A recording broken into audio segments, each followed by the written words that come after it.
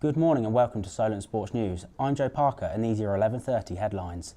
A 15-year-old Russian figure skater who failed a drugs test in December has won Olympic gold. Kamila Valieva won gold on Monday as part of the figure skating team but was not awarded the medal because of a legal issue. The Russian anti-doping agency controversially lifted her original suspension, which then enabled her to compete at the Beijing Games. Dagenham and Redbridge have confirmed that Johan Zuma has been suspended from playing. The 23-year-old was reportedly behind the camera of the video that went viral of his brother, West Ham United player Kurt Zuma, kicking a cat. The club have announced the suspension until the RSPCA investigation has concluded. Liverpool have cut the gap to table toppers Manchester City to just 9 points. A Diego Jota brace saw Liverpool come out as 2-0 winners over Brendan Rodgers' side at Anfield last night in the Premier League. Jota turned in from close range on the 34th minute and then doubled his tally and Liverpool's lead just 3 minutes from time after a delightful pass from Joel Matip. The Merseyside club sit in second position in the league, 9 points behind Man City with a game in hand over the Manchester club. Mikel Arteta will have to deal with yet another suspension for Arsenal's next home game at home against Brentford on the 19th of February. This comes after striker Gabriel Martinelli was sent off for 2 controversial bookings within 30 seconds of each other last night against Wolves. This is the 15th red card Arsenal have received since Arteta took over in 2019. The Spaniard is getting increasingly worried about the situation at the club. Very worrying. To be fair, it's the first time I've seen a red card like this in 18 years that I've been in this league.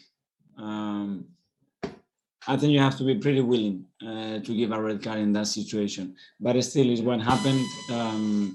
We know that playing with 10 men in this league, you're not going to get points, enough points, the points that we want, and we have to stop it. But to be fair, it's difficult to find more arguments and more ways to try to transmit that to the players. And everybody said it's the most disciplined group that they have seen in the last 10, 15 years. But still, we are getting red cards for other things. Very worrying. Into rugby now, and England are looking to bounce back after last weekend's defeat at Murrayfield in the Six Nations.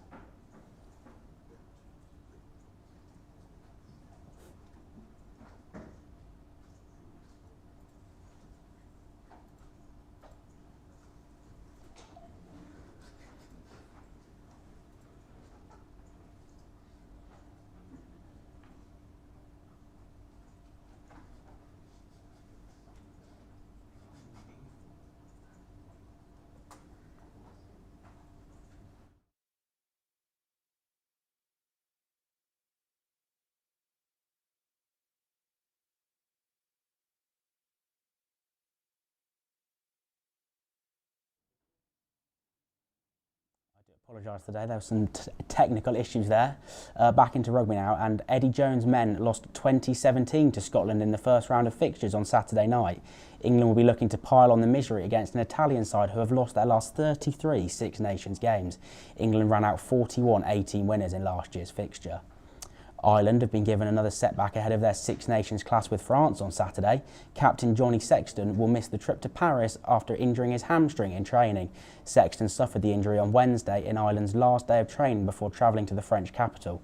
Ireland's previous game was a convincing 29-7 win over Wales. On to F1, and the longest ever deal with any track has been signed today. Bahrain has signed an extended deal with Formula One to host a Grand Prix until at least 2036.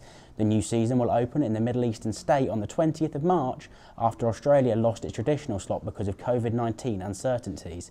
On to tennis, and British tennis player and former world number 1 Andy Murray suffered a straight set defeat at the round of 16 stage in the Rotterdam Open. The Brit lost 6-3, 6-4 to Canadian Felix Auger-Aliassime. The world number 11 will now have to face another Brit in Cameron Norrie when he faces off against him in the quarterfinals of the competition.